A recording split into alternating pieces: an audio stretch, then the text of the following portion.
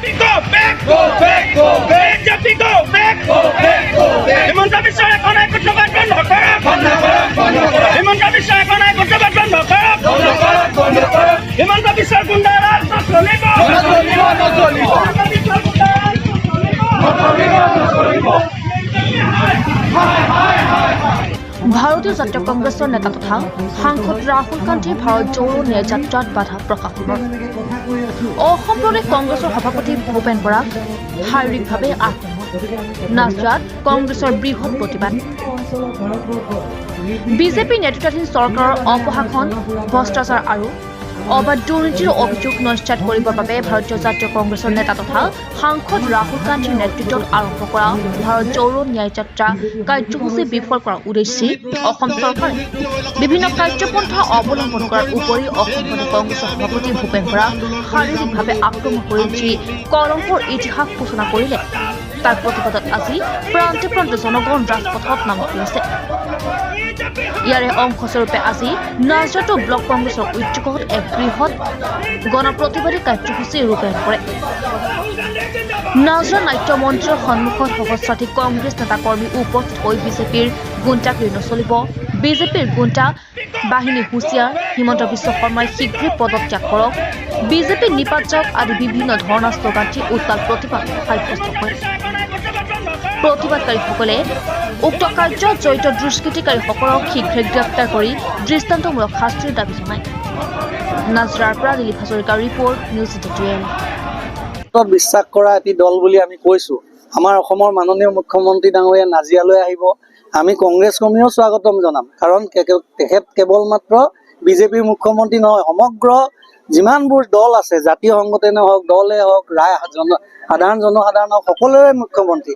আমি তাত তেখেতক কলা পতাকা দেখাই এইবিলাক কৰি আমি প্ৰতিবাদ নকৰোঁ। খালি আমি এটা কথা কৈছো যে মুখ্যমন্ত্ৰী ডাঙৰীয়া এটা কথা বুজিব লাগে যে আমি যি ধৰণে কৈছো তেখেত সমগ্ৰ ভাৰত অসমৰে মুখ্যমন্ত্ৰী, সেই কথাটো তেখেতে উপলব্ধি কৰিব লাগে। কেৱল মাত্ৰ তেখেতে যদি ভাবে মই বিজেপি সকলৰহে মুখ্যমন্ত্ৰী, সেই কথা ভাবাটো ভুল।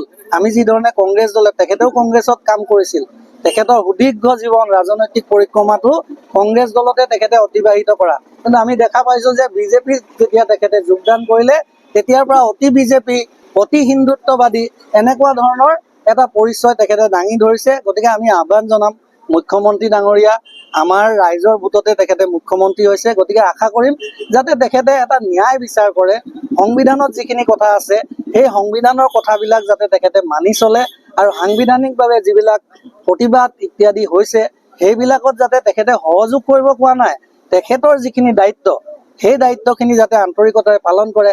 আজি যদি ভূপেন বৰা ডাঙৰীয়াক ঘুচা মাৰিছে, অসমৰ মুখ্যমন্ত্ৰী হিচাপে তেখেতে দুখ প্ৰকাশ কৰিব লাগিছিল যে এজন ৰাষ্ট্ৰীয় দলৰ, বিৰোধী ৰাষ্ট্ৰীয় দলৰ এজন নেতাক, অসমৰ নেতাক আক্ৰমণ কৰাটো দুৰ্ভাগ্যজনক, বা তেখেতেও ক'ব লাগিছিল যে ময়ো গৰিহণা দিছোঁ, এনেধৰণৰ কাৰ্য হ'ব নালাগিছিল। কিন্তু এই কথাটোত আমি অলপ দুখ পাইছোঁ, কাৰণ মুখ্যমন্ত্ৰী ডাঙৰীয়াই কোনো ধৰণৰ বৰ্তমানলৈকে প্ৰতিক্ৰিয়া দিয়া দেখা নোপোৱা নাই, আৰু যে দোষীক কৰায়ত্ব কৰি উপযুক্ত শাস্তি প্ৰদান কৰিব এই ক্ষেত্ৰতো কিন্তু বিজেপি চৰকাৰখনৰ কোনো ধৰণৰ ষ্টেপ লোৱা আমি দেখা পোৱা নাই। সেইকাৰণে আমি ভাবিছোঁ যে এই ঘটনা অসমৰ ৰাজনৈতিক ইতিহাসত আটাইতকৈ দুৰ্ভাগ্যজনক ঘটনা, আৰু এনেকুৱা ঘটনা আমি নিবিচাৰোঁ যে বিজেপি কৰ্মী নেতাৰ লগতো কোনোবা দিন হওক। গতিকে আমি এই প্ৰতিবাদ এইটো কাৰণে কৈছোঁ, গণতান্ত্ৰিক প্ৰতিবাদ, যাতে এনেকুৱা ধৰণৰ ঘটনা ৰাজনৈতিক ক্ষেত্ৰখনত নহওক। ই এটা বেয়া বাৰ্তা আমাৰ বেলেগ ৰাজ্যলৈ যাব। আজি অসমত যিবিলাক ঘটনা পৰিঘটনা ঘটিছে, এই ঘটনা প্ৰতিঘটনাবিলাক ইয়াৰ বাৰ্তাটো কিন্তু বাহিৰত বেয়াকৈ যাব যে অসমত ল' এণ্ড অৰ্ডাৰ চিটুৱেশ্যন ভাল নহয়। তাত সৰ্বভাৰতীয় নেতা ৰাহুল গান্ধীৰ লেখীয়া নেতাক চাহ খাবলৈ যাওঁতে আবদ্ধ কৰি ৰাখিবলৈ ক্ষমতা পাইছে। সেয়া কিন্তু মই পাব্লিক বুলি নকওঁ, কিছুমান নিউজ চেনেলে দেখাব বিচাৰিছে যে আপোনালোকে নিশ্চয় জানে নিউজ চেনেল কিছুমান কাৰ ছত্ৰছায়াত চলে, তেনেকুৱা নিউজ চেনেলবিলাকে দেখুৱাব বিচাৰিছে যে এই ৰাইজে ঘেৰাও কৰিছে। কিন্তু আমাৰ এটাই সন্দেহ যে এইবিলাক এটা বিশেষ ৰাজনৈতিক দলৰ ষড়যন্ত্ৰ, আৰু আপোনালোকে চাওক বিভিন্ন সময়ত বিজেপি দলৰ নেতাসকলে বা মুখ্যমন্ত্ৰী ডাঙৰীয়াকে আদি কৰি সকলোৱে এটাই কথা কয়, ৰাহুল গান্ধীয়ে একো কৰিব নোৱাৰে, ৰাহুল গান্ধীয়ে একো কৰিব নোৱাৰে। কিন্তু ৰাহুল গান্ধীৰ পিছতে তেওঁলোকে দৌৰি ফুৰাৰ কাৰণটো কি? এটাই কাৰণ যে ৰাহুল গান্ধী ডাঙৰীয়ালৈ ভয় কৰে। আজি নৰেন্দ্ৰ মোদী ডাঙৰীয়াই হওক, অমিত শ্বাহ ডাঙৰীয়াই হওক, অসমৰ মুখ্যমন্ত্ৰী ডাঙৰীয়াই হওক, যিমানবিলাক নেতা আছে সকলোৱে টাৰ্গেট হৈ গ'ল ৰাহুল গান্ধী ডাঙৰীয়া।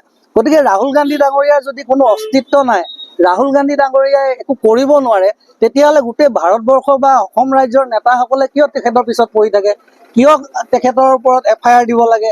এইটো কাৰণে দিয়ে, তেখেতে কিন্তু ভয় কৰা, তেখেতৰ সাংসদ পদ খাৰিজ কৰা হ'ল ইত্যাদি, তেখেতক ঘৰৰ পৰা বেঘৰ কৰা হ'ল, কিন্তু তেখেতে ভয় কৰা নাই, তেখেতে যাত্ৰা অব্যাহত ৰাখিছে আৰু সমগ্ৰ মানুহে জাতি ধৰ্ম নিৰ্বিশেষে সৰ্বোচ্চ প্ৰকাৰৰ মানুহে সহযোগিতা আগবঢ়াইছে। এই সহযোগিতা আগবঢ়া দেখি আমাৰ নেতাসকল, বিজেপিৰ বিশেষকৈ নেতাসকল ভীতিগ্ৰস্ত হৈছে। তেখেতলোকে ৰাহুল গান্ধী ডাঙৰীয়ালৈ ভয় কৰিছে, যাতে বিভিন্ন ধৰণৰ তেখেতৰ ওপৰত কেছ ৰুজু কৰি তেখেতৰ এই যাত্ৰা, ন্যায় যাত্ৰা, ভাৰতজোৰা ন্যায় যাত্ৰাক স্তব্ধ কৰিব পাৰি, তাৰে এটা প্ৰয়াস এই বিজেপি দলে আৰম্ভ কৰিছে।